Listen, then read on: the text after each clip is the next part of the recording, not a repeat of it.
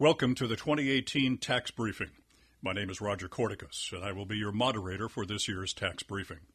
311, each municipality, and each work group will be given a packet that contains information on how to view this presentation, and one hard copy packet that provides more details pertaining to the annual billing and this presentation.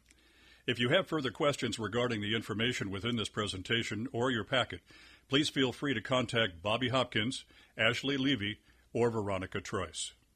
During this presentation, I will review the tax cycle and other important tax information that impact the annual billing, tax rates for the county and surrounding municipalities, the Fire Protection Service District tax and what it means, the Law Enforcement Service District tax and what it means, our payment options, and frequently asked questions. I will only highlight a few frequently asked questions. Please note, the frequently asked questions that will be reviewed in this presentation are not all-inclusive. For more frequently asked questions, please see your packet. After the frequently asked questions, we will look at some sample bills, specifically real estate and personal property tax bills, annexations, and finally, I will touch on the service district maps. Other important dates to remember include January 1, 2018. Real estate is listed from the deed with owner of record. July 27, 2018. Real estate and property tax bills are expected to be mailed to the owner of record as of January 1, 2018. September 1, 2018. Real estate and personal property tax bills are due. January 8, 2019. Interest begins to accrue on delinquent real estate and personal property tax bills. February 2019. Delinquent real estate and personal property taxpayers will be advertised in the local newspapers.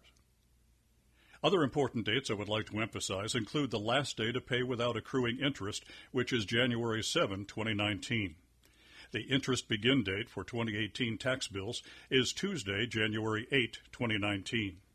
Real estate and personal property tax payments must be mailed and postmarked by the United States Postal Service prior to January 8, 2019 to avoid interest. This slide highlights only some important tax information. For additional tax information, please see your packet. Roughly 225,601 real and personal property tax bills and 185,609 property tax notifications will be mailed at the end of this month. For certain properties whose values or tax records are still being processed, those will be mailed as completed. Mecklenburg County does not waive interest or grant discounts. The fiscal year for Mecklenburg County and surrounding municipalities is between July 1 through June 30 of each year. This period is when taxes are levied in accordance with North Carolina General Statute 143C-1-1D14. Interest accrue date. The last day to pay without accruing interest is January 7, 2019. Interest will begin to accrue on unpaid tax bills on January 8, 2019, in accordance with North Carolina General Statute 105-395.1. Tax payments submitted by mail are deemed received as of the date shown on the postmark affixed by the United States Postal Service. All other metered, stamped tax payments are deemed received on the day it is received in the office. This includes Pitney Bowes and other in-house metered machines. There are no exceptions. Lastly, Mecklenburg County is not required to mail real estate or personal property tax notices according to North Carolina General Statute 105-348. Each year, tax rates are evaluated and approved by the local governing body. Taxes may increase or decrease from the prior year. For fiscal year 2019, the tax rate for Mecklenburg County was increased from .8157 per $100 of valuation to .8232 per $100 of valuation. The 2018-2019 tax rates are provided on our website. Now let's take a look at the tax rates that are published on our webpage. The website provides all current tax rates, solid waste fees, and other tax information. For example, the City of Charlotte increased the solid waste fee for single-family homes from $39 to $46.06 and increased the solid waste fee for multiple family homes from $39 to $46.06. To view the tax rate page, please visit mecnc.gov/taxes. In the next slide, I will discuss in a little more detail the Fire Protection Service District tax. In fiscal year 2012, Mecklenburg County created 5 fire protection service districts. The City of Charlotte, including Pineville, Cornelius, Davidson, Huntersville, and Mint Hill. Every property located within the unincorporated area of Mecklenburg County is included in one of these 5 districts. Prior to fiscal year 2012, fire protection costs for these areas were paid for by all taxpayers. Now the residents are responsible for paying the Fire Protection Service District tax for his or her area. While all residents of Mecklenburg County will benefit from full fire protection services, the details of which fire unit would respond to the service need depends upon the location of the property and upon various contracts with Mecklenburg County, the cities and towns, and the various volunteer fire departments. Please note, payment of the Fire Protection Service District tax is mandatory, and the tax constitutes a lien on the property. Fire Protection Service District tax is billed as part of the regular property tax statement. We will review the Fire Protection Service District map later in this presentation. Next, I will discuss in more detail the Law Enforcement Service District tax. Effective July 1, 2018, Mecklenburg County established 6 law enforcement service districts in the unincorporated areas of the county and abolished the county-wide Law Enforcement Service District. City of Charlotte, Cornelius, Davidson, Huntersville, Mint Hill, and Pineville. Every property located within the unincorporated area of Mecklenburg County is included in one of these 6 districts. While all residents of Mecklenburg County will benefit from full law enforcement services, the details of which police unit would respond to the service need depends upon the location of the property and upon various contracts with Mecklenburg County, the cities and towns, and the various police departments.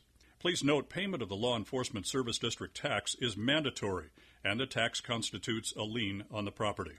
Property owners in the unincorporated area will find the Law Enforcement Service District tax included in the bill line items section. The description will appear as police tax with your jurisdiction's name. We will review the Law Enforcement Service District map later in this presentation. There are 5 payment options for a real estate and personal property tax bill. Taxpayers can pay with cash, check or money order, credit or debit card, e-check, or via their online banking system. Please note that the online banking option is not recommended for payment of taxes. Any interest accrued due to a rejected payment cannot be removed from the tax bill. The payment option insert this year is a full page. It provides quick reference tool for taxpayers. The insert provides taxpayers information about check payments, service fees, tax bill number requirements, etc. It also provides instructions for cash, check and money order, credit and debit cards, e-check, and online banking payments. Forte Payment Systems processes all online and telephone payments on behalf of the Office of the Collector.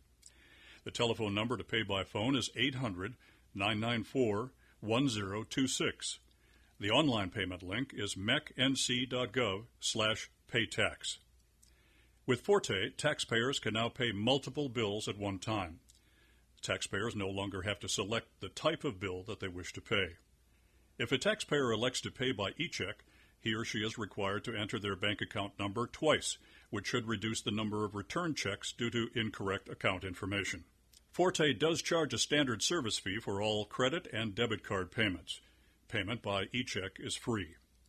Credit and debit card payments are charged a service fee of 2.35% of the amount of the tax bill, or a minimum fee of $1.95. The service fee is charged by Forte per merchant service agreement. The service fee is not charged nor collected by Mecklenburg County. If you have a question or need to speak to Forte customer service, they can be reached at 866-290-5400. In your packet, there are a series of frequently asked questions. As stated previously, the questions that are shared in this briefing are not all-inclusive. For more frequently asked questions, please see your packet. Frequently asked questions for tax collection includes, can I appeal my real estate assessment when I get the tax bill? If I sold my house during the year, why did I get a tax bill? How did the county determine my house value? Will my tax bill include all my property taxes for this year? Is there tax relief for elderly or disabled owners? Frequently asked questions for law enforcement and fire district tax include, what are the fire protection service districts? Why is there a separate tax rate for the unincorporated areas? How are the police services billed for residents of Charlotte and the towns? How much of my taxes actually go to pay for police services in unincorporated areas? Frequently asked questions for solid waste fees. Who decided to impose a solid waste fee in my area? Why are there 2 solid waste fees on my bill? Will I have to pay a fee every time I drop off my trash, recycled materials, or yard waste? And frequently asked questions for payments. How do I make a payment over the internet or by telephone? What is the service fee for a debit card transaction? What credit cards can I use? What will I receive as confirmation of payment? All these questions and much more are included in your packet and are available online. There are several different bill types that are included in the annual billing. These include real estate property tax bills, individual personal property tax and business personal property tax bills, and the property tax notifications that are sent to taxpayers who escrow their property tax with their mortgage lender. Each bill, with the exception of the property tax notifications, has 6 sections: bill information, property description, property values, Mecklenburg tax allocation, bill line items, and payment stub. Let's take a few moments to review each item. The first section to review is the bill information. The bill information section includes the bill number, printed in red, the name and address of the owner, the date the bill is mailed, the due date, and the date that interest begins, with information about interest if the bill is not paid before the interest begins date. The second section is the property description. This section provides a description of the property, including the address and parcel number. The third section is property values. It includes the value of the property and the total taxable value, which is the amount being taxed. The fourth section is Mecklenburg tax allocation. The Mecklenburg tax allocation displays how each individual taxpayer's county tax dollars are allocated to service areas within the budget. The next section contains the bill line items. The bill line items section contains all of the applicable taxes and fees being assessed to the parcel, including the tax rate for each item and the amount of tax due for each line item. The last section in the tax bill is the payment stub. The payment stub section provides a perforated stub to be returned with the check or money order payment. The payment stub includes important information, including the bill number, printed in red, the date the bill is generated, the due date, the interest begins date, the amount due before date to avoid interest, the total amount of taxes and fees, the return address for payment, and the scan line used by the county internal lockbox vendor. All of the bills and property tax notifications also have a backer which contains more information. Let's take a look at the backer. The back of the bill and property tax notification contains pertinent information about the tax bill.